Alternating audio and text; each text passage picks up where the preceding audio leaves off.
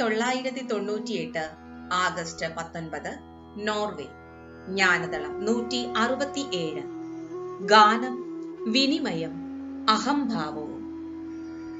ആശയവിനിമയം 3 വിധത്തിലാണുള്ളത്. ബുദ്ധിയും തമ്മിലുള്ള ആശയവിനിമയത്തിൽ നിങ്ങൾ സംസാരിക്കുന്നു. ഹൃദയവും തമ്മിലുള്ള ആശയവിനിമയത്തിൽ നിങ്ങൾ പാടുന്നു.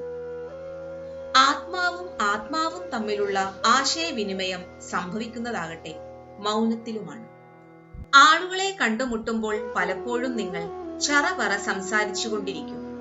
അപ്പോൾ ആശയവിനിമയം ബുദ്ധിയുടെ തലത്തിൽ മാത്രമാണ് സംഭവിക്കുന്നത്. എന്നാൽ പ്രകൃതിയോടൊപ്പമാകുമ്പോൾ നിങ്ങൾ മൂളിപ്പാട്ട് പാടാൻ തുടങ്ങുന്നു. അപ്പോൾ ആശയവിനിമയം സംഭവിക്കുന്നത് ഹൃദയം വഴിയാണ്.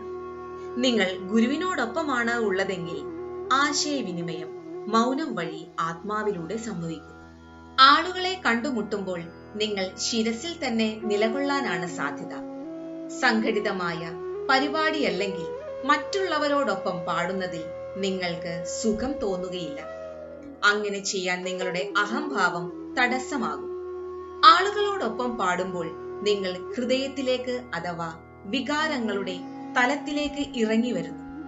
പാട്ട് വെറുതെ കേൾക്കുന്നതാണ് ചിലർക്ക് സുഖം. പലരും ഒറ്റയ്ക്കിരിക്കുമ്പോൾ മാത്രമേ പാട്ടുപാടുകയുള്ളൂ. കുറച്ചുപേർ ശ്രദ്ധ പിടിച്ചു പറ്റാനോ മറ്റുള്ളവരെ ആകർഷിക്കാനോ വേണ്ടി പാടും. ഇതെല്ലാം ഉത്ഭവിക്കുന്നത് അഹംഭാവത്തിൽ നിന്നാണ്. ഭജൻ എന്നാൽ പങ്കിടലാണ്.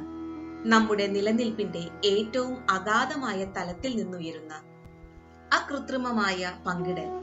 ആളുകളോടൊപ്പം പാടാമെങ്കിൽ നിങ്ങളുടെ അഹംഭാവം ചിന്നിച്ചിതറും. അഹംഭാവമില്ലാത്തത് കൊണ്ട് കുട്ടികൾക്ക് അങ്ങനെ ചെയ്യാൻ പറ്റും. അപരിചിതരുടെ കൂടെ പാടണമെങ്കിൽ നിങ്ങൾ അഹംഭാവത്തിൽ നിന്ന് മുക്തരാകണം. അഹംഭാവത്തിന് സുരക്ഷിതമായത് ശിരസിന്റെ തലമാണ്. ഹൃദയത്തിന്റെ തലം അഹംഭാവത്തെ പൊട്ടിക്കുന്നു. ആത്മാവിന്റെ തലം അഹംഭാവത്തെ അലിയിക്കുന്നു. അഹംഭാവം കാരണമാണ് ആശയവിനിമയത്തിൽ വിടവുകൾ ഉണ്ടാവുന്നത്. അഭ്യാസം. ആളുകളോടൊപ്പമുള്ളപ്പോൾ അവരോട് സംസാരിക്കുന്നതിനു പകരം പാടാൻ തുടങ്ങൂ. എന്നിട്ട് ഊർജത്തിൽ മാറ്റം സംഭവിക്കുന്നതറിയൂ. കുറെ കൂടി രസം വേണമെങ്കിൽ ഒരു അപരിചിതനെ പാട്ടുപാടി സ്വീകരിക്കൂ. ജയ് ഗുരുദേവ്.